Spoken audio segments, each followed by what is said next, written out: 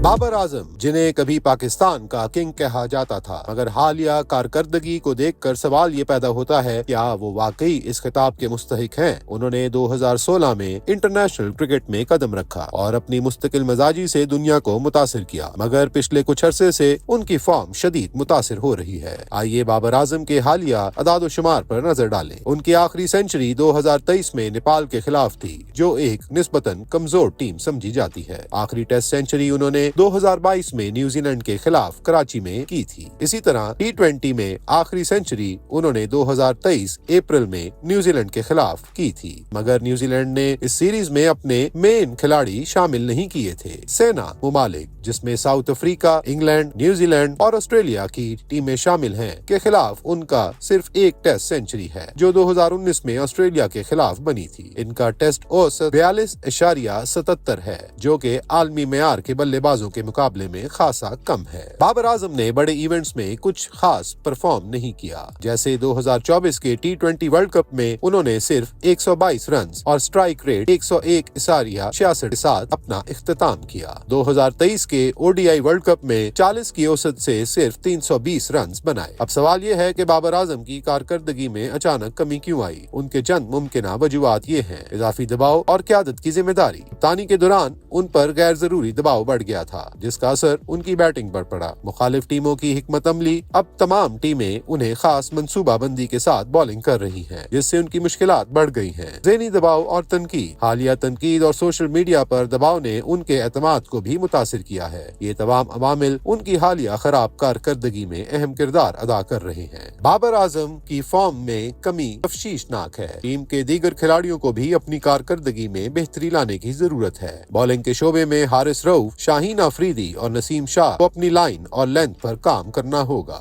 Middle order batting को मजीद मुस्तहकम करने की जरूरत है, ताकि टीम की बैटिंग कोलैप्स ना हो। और सबसे अहम, बाबर आजम को अपनी तकनीक और हिकमत अमली पर काम करने के लिए अपनी फॉर्म वापस लानी होगी। ये एक हकीकत है कि हर खिलाड़ी के कैरियर में उतार चढ़ाव आते हैं, मगर अब वक्त आ गया है कि बाबर आजम अपनी पुरानी फॉर्म में वापस आएं और अपनी कारकर्दगी से नाकदीन को खामोश करें। आपको क्या लगता है कि बाबर आजम दोबारा अपनी परफॉर्मेंस बेहतर कर पाएंगे, या अब वक्त आ गया है कि पाकिस्तानी टीम नए टैलेंट पर भरोसा करे? अपनी राय नीचे कमेंट्स में जरूर बताएं। इसके साथ साथ ही बहुत से लोग ट्रोल कर रहे हैं पाकिस्तान के क्रिकेट बोर्ड को, जो कि ये कह रहे हैं कि उन्होंने जल्दी में स्टेडियम्स तो बना लिए, मगर इस दौरान टीम बनाना भूल गए, क्योंकि टीम की सिलेक्शन पर बहुत से लोग अपनी तनकीदी राय दे रहे हैं, जिसमें साबित क्रिकेटर्स और बहुत से एक्सपर्ट्स बढ़ चढ़कर अपनी तनकीद का इजहार कर रहे हैं। अब देखना यह है कि 2025 चैंपियंस ट्रॉफी में पाकिस्तानी टीम अपने आगे आने वाले मैचेस में क्या कारकर्दगी दिखाती है, या ऐसे ही मायूसी का शिकार होगी ये अवाम। मजीद खबरों और स्पोर्ट्स की अपडेट्स के लिए हमारे साथ जुड़े रहिए पाकिस्तान स्पोर्ट्स अपडेट्स के साथ।